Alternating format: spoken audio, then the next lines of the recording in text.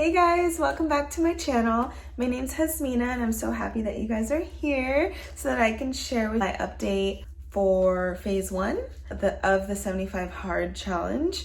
So if you don't already know, I completed the 75 hard challenge and I have a video on that. If you just check the link down below, I will link it there if you want to know how that went. And then I decided to start phase one. If you don't know, 75 hard is a year-long program. So it's 75 hard, phase one, phase two, and phase three, and you do it throughout a whole year. So I started phase one. I have everything written down in my little journal here, so I'm just gonna reference it. But basically phase one is only for 30 days and you do the same tasks as 75 hard plus a 5-minute cold shower, 10 minutes of visualization. I don't know why I can never say that word. And you have to add on 3 more critical power tasks. Basically, you have to add on 3 more tasks that you're supposed to do throughout the day. In 75 hard, each thing that you have to do throughout each day is a critical task, and you're supposed to add on 3 more that help benefit you, help better you, or maybe if you want to choose something to better your business or your schoolwork or something like that. For me, I want to list what I chose because I was having a hard time figuring out what to use or what to add on for my critical task because nobody in any of the videos shared what they did. So, I mean, to me, it worked and it helped. So I don't know if it counts as right or wrong, but I just thought I'd share so it can help anybody else that is going to start phase one. So I chose to add on to my 2 45-minute workouts, a 10-minute ab workout, just because my goal is always going to be to have a flat stomach, eventually maybe a 4-pack, a 6-pack, something like that. So I was like, let me do abs every single day and see where I get with that. To my morning routine of like reading and things like that from the 75 hard, I wanted to do 10 minutes of journaling or bullet journaling, whichever I felt more like doing that day. It ended up being just journaling a page a day, which took me about 10 minutes. So, I mean, I still stuck with it. I literally wrote a whole page a day. My third task, was to mentally stimulate my dog more because I noticed with doing the 75 hard, I was very focused on me. And I think that's really good, obviously, but my poor dog was getting thrown to the side and he was just behaving bad. I was just like, get out of my way, get out of my way. I have all this shit to get done. So I wanted to add him into my routine too because my dog being happy would make me happy and make our relationship being better would make me happy. So I chose to bring my treat bag with me every day while we went walking. And, let's say he was being reactive to another dog walking by, I would make him sit and have him focus on me instead of the dog, and then in turn give him a treat. And then I also made myself do 3 tricks with him each day. It was something as simple as like if I didn't have time to really like focus on him, I did like a sit, lay down, paw, or a sit, stay, come. Like it was like a very simple something, but it forced me to focus on him a little bit more and give him a little bit more attention. And ever since then, our relationship has actually been better and grown.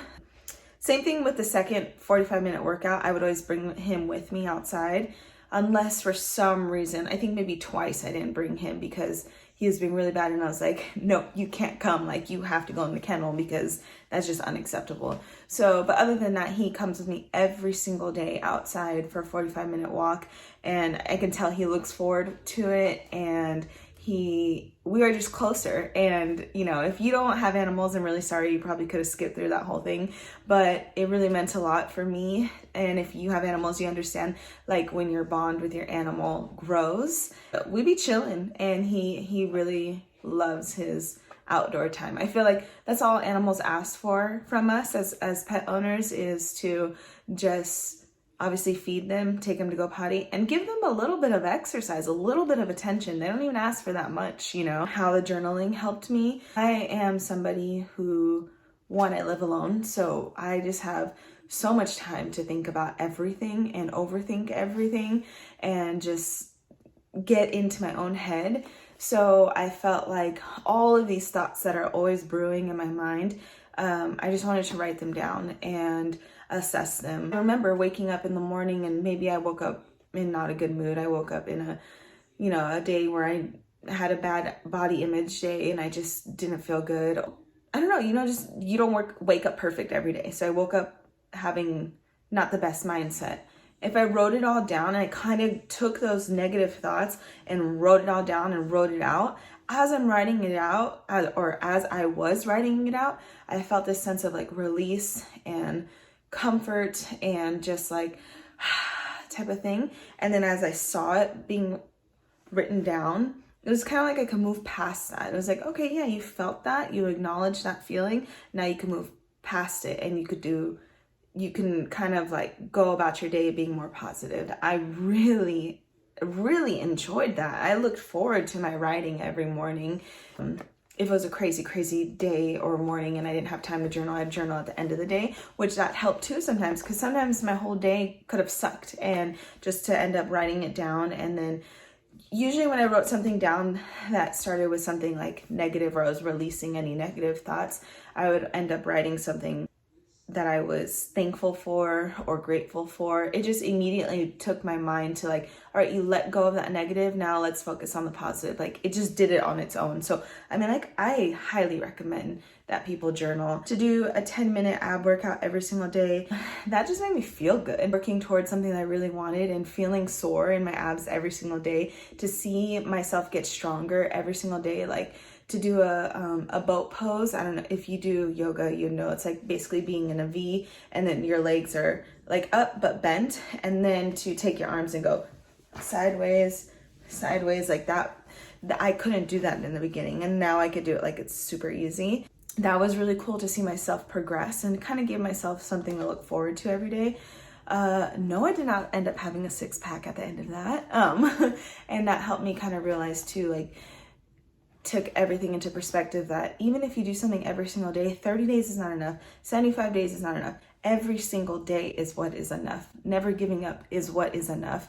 And that your body doesn't just change overnight. You have to continuously do it every single day, or whatever, 6 days a week, whatever your workout routine is.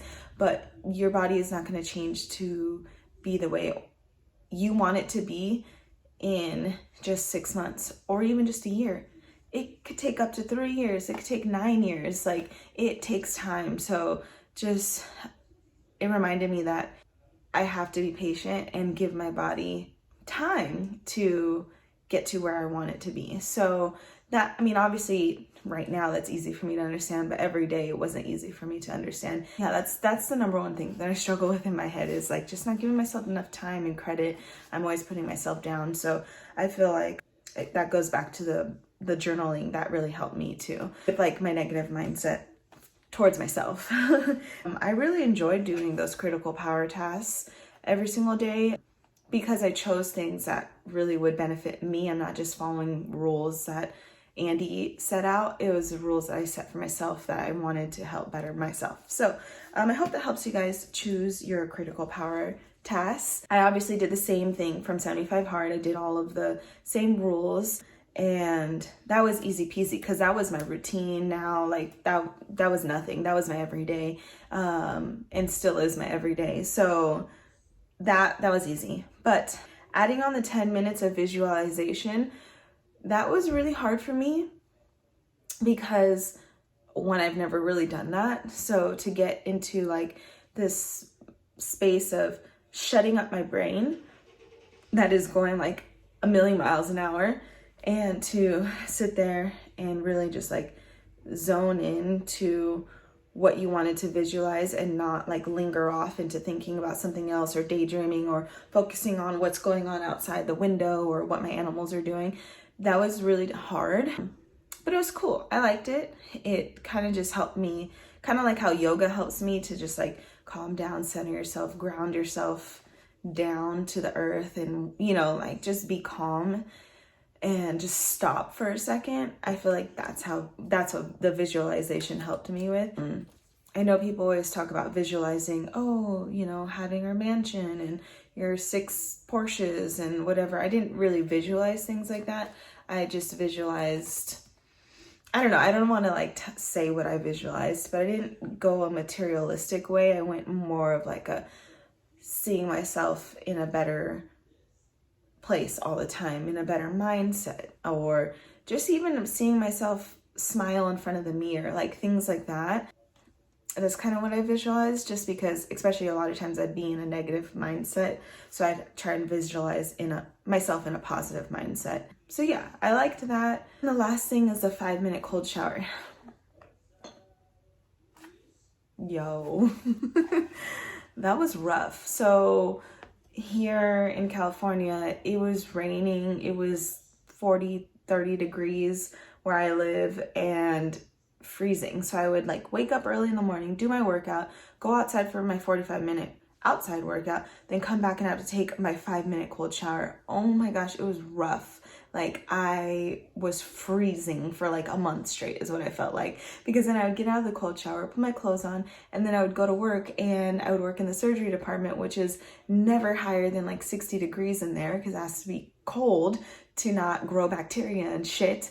So I just felt like I was cold for 30 days. Okay, that was my initial non-in-depth response to the 5-minute cold shower.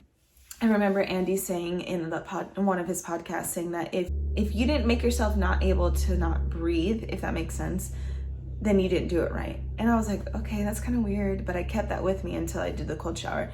So then the first time I did the cold shower, and every other time I did the cold shower, it's like putting yourself in shock. So I turned on the cold water, and I literally was legit hyperventilating, could not breathe. And you can't get out, then you quit.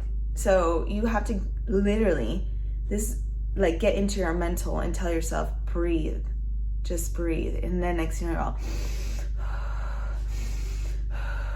and then you're focusing on breathing, that you don't feel the cold as much, as shocking as you did when you first walked in.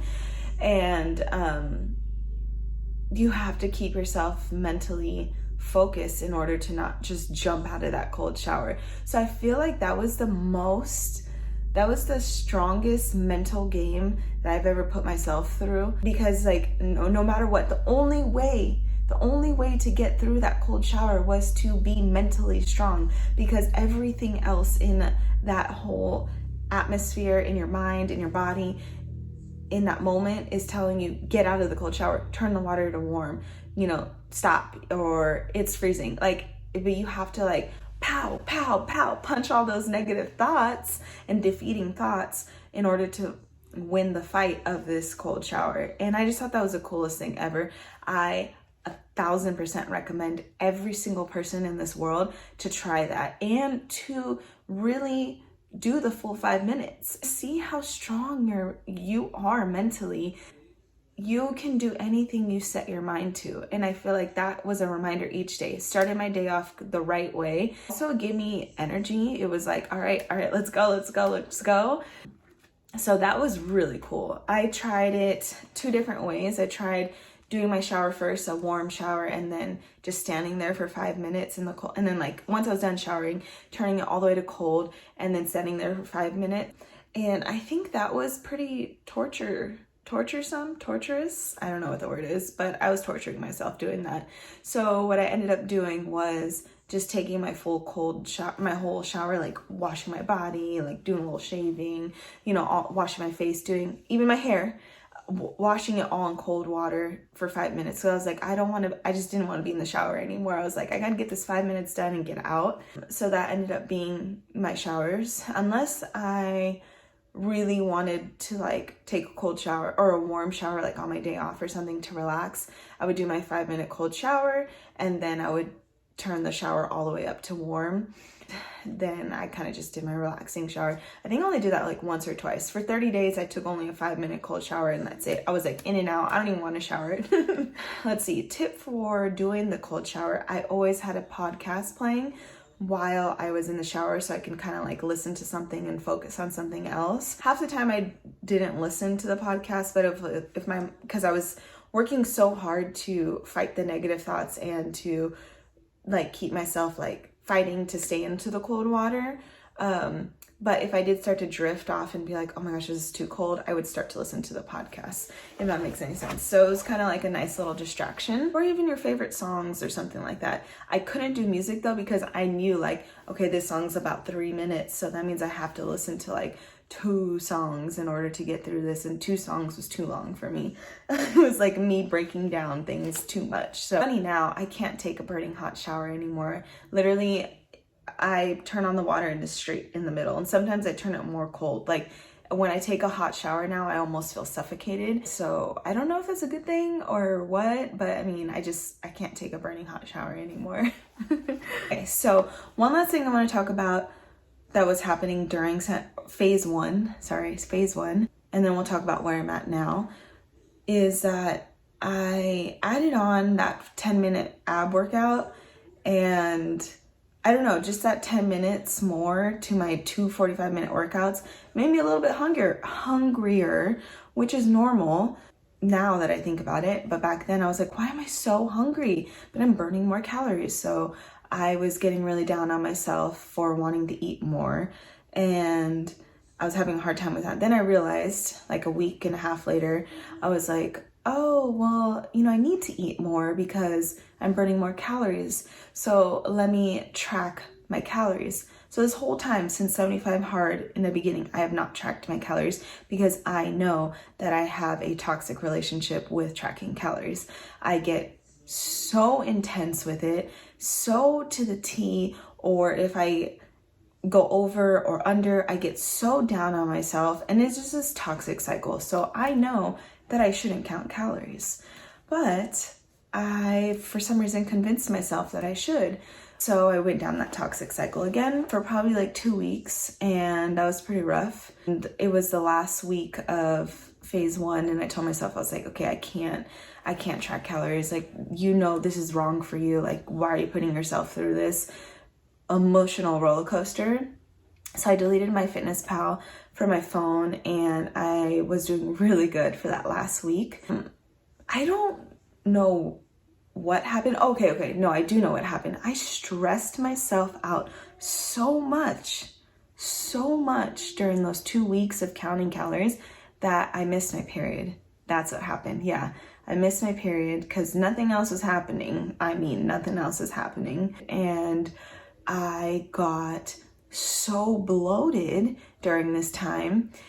I looked pregnant, bloated, and my stomach hurt probably for like a good 2 weeks or a week, I want to say now. So now I'm done with phase one. Now this is the first week off of phase one. And I'm like, what the heck is going on? And I'm kind of stressed because I haven't got my period yet too. And then I'm feeling down on myself for being bloated and just all these negative thoughts. Bad body image days. I remember I weighed myself. I gained 5 pounds because of the bloat. Once the bloat went away, those 5 pounds went away. I finally got my period and everything was fine again. But I just feel like that whole phase one, I was going like this with my emotions, not because of phase one, but just because I was going through it in my own head. And I just wanted to share that because no matter what, you will have bad days, but I told myself every single morning, get up, get things done. It may not be the best that you've ever put effort into something, but it's your best right now.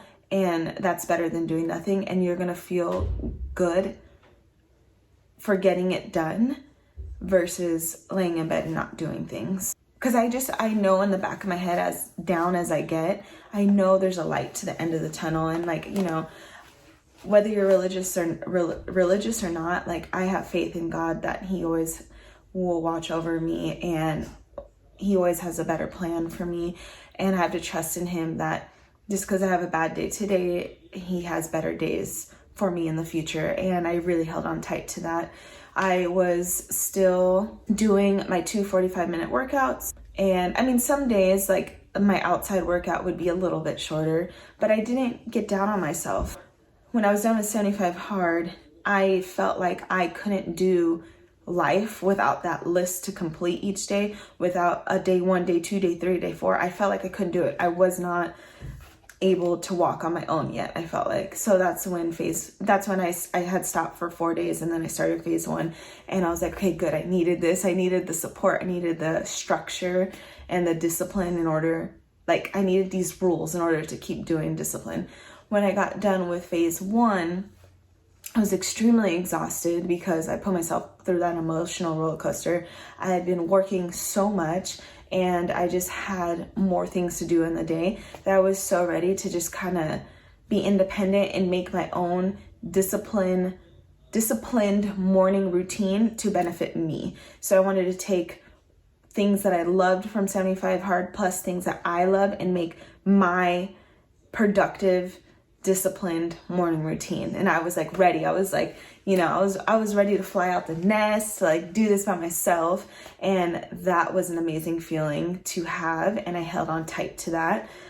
Even throughout like the bloating and the upsetness and the negative thoughts and the positive thoughts, like good days, bad days, I held on to, you could do this on your own. You've got this. You are mentally strong and you can do this. You are not having good days right now, but you will have better days soon. Keep going. And so that's what was going on in my head. The things that I continued to do were, I would wake up, I would still read. I still do my worship. That's normal for me every day. And my Bible study.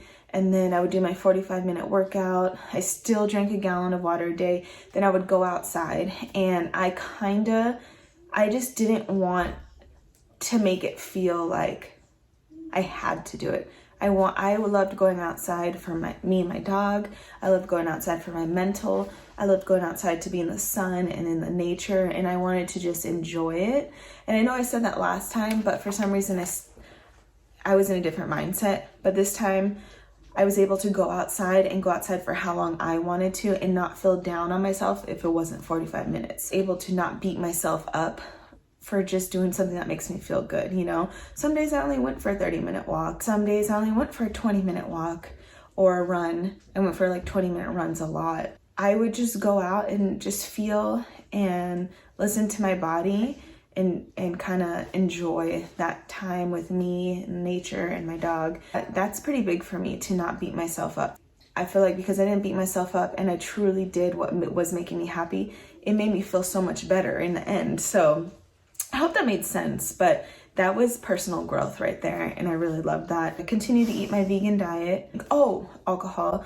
I did have like a drink a weekend, like one or two drinks each weekend. Didn't get down on myself for that because I kind of didn't want to ever drink again, but I was just like in situations where I wanted to celebrate with that person, and what I had to hold on to was the fact that I didn't go crazy and have 7 shots of tequila and 3 beers or something like that. Not that I even like beer that much, but I was able to have a glass of wine and be like, this is good. Okay, that's it. I don't really need it anymore. It doesn't, it's fine. But it was nice to enjoy wine with my mom, or for example, my brother's birthday that just passed, I was able to go to the brewery with him and have just a couple of drinks instead of like getting shit-faced. And I didn't feel bad for it because I enjoyed that time, when normally I would feel bad for it, and then the next day have another drink, and then the next day eat bad, and then like this toxic cycle.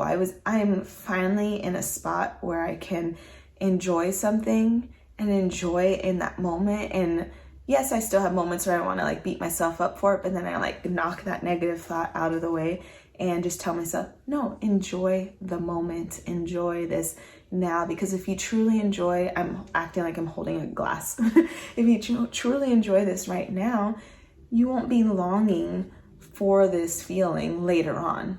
You know what I'm saying? Instead of beating myself up at this moment and not even acknowledging the enjoyment that you're having, you're just never going to fulfill anything that you are craving. It's not easy to do that, but I'm trying really hard to do that, and it really helps. It truly makes a difference. That is another personal growth that I'm so excited to be experiencing. I want to continue to do it, but it's literally work for me every single day. I hope that helps somebody. sorry, my timer went off for laundry, so I'm gonna go grab my laundry in just a second. But basically I'm realizing now, as I'm analyzing myself, is that's where binge eating comes into play. That's where binge drinking comes into play. That's where like all this negative cycles come into place, because you never enjoy the moment. You're choosing to eat that food or eat that candy or drink that drink, but you're not enjoying it. So it's almost like a waste. Like, why put it in your body? Then you might as well just restrict yourself from it. I mean, don't do that. But you know what I'm saying? It's like, it doesn't make sense, and then you're beating yourself up, and it's just like this negative, toxic cycle. That why would you do that to yourself? What I'm realizing is, it's like, why are you being so mean to yourself? And I'm talking about myself. Like, why am I being so mean to myself? Just enjoy it and move on, and it feels so much better. I am just trying to figure out a healthy balance for my life. I love having a disciplined morning. I personally want a healthy balance for myself. I want to take aspects from 75 Hard and phase 1 and phase 2 and 3. When I do those, apply it to a balanced lifestyle. I just want balance. I want to be able to eat a slice of pizza and not beat myself up for it, and move on and continue to be happy and continue to work hard for my body and my health and my mental every single day. I think that's what I'm really striving for, and I'm slowly but surely working towards that, and it's really exciting. And like I said, I don't always have good days. I have a lot of bad days, but just knowing that there's always a light at the end of the tunnel, and to just keep going, even if that's not your best that day, just keep going. It'll be worth it in the end. And then when you reach that good day again, oh my gosh, just enjoy it to the fullest and smile and appreciate it and love it and really take it in. One last thing that I'm trying to really work on is just living in the moment. Hey guys, sorry, I really had to go to the bathroom. Like, drinking, I still drink a gallon of water a day. I still have to go pee all the time. So